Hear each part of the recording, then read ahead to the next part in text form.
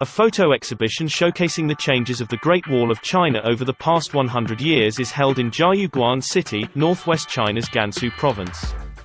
The photos were taken by William Edgar Gale, a U.S. traveler, geographer and writer in the early 20th century, and William Lindsay, a British researcher who's been dedicated to protecting and studying the Great Wall for over 3 decades.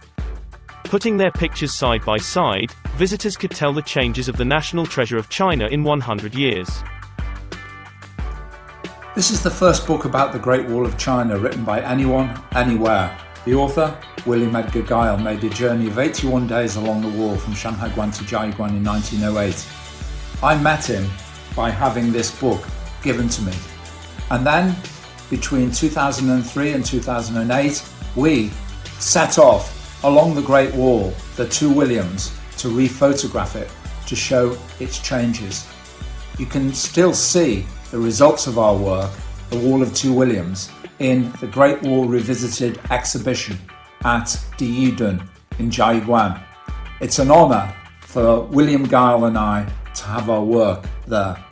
A联林赛的万里长城百年回望展呢，一共是有72组照片。我们展厅精选了25组，主要呢是向大家介绍一下万里长城的百年变迁，主要是唤起人们对长城的热爱与保护。The Great Wall of China is one of the world's great wonders. It was built during more than 2,000 years of continuous construction from the Spring and Autumn period to the Ming Dynasty. The existing sections have a total length of over 21,000 kilometers. China has been reinforcing the comprehensive protection of the UNESCO World Heritage Site.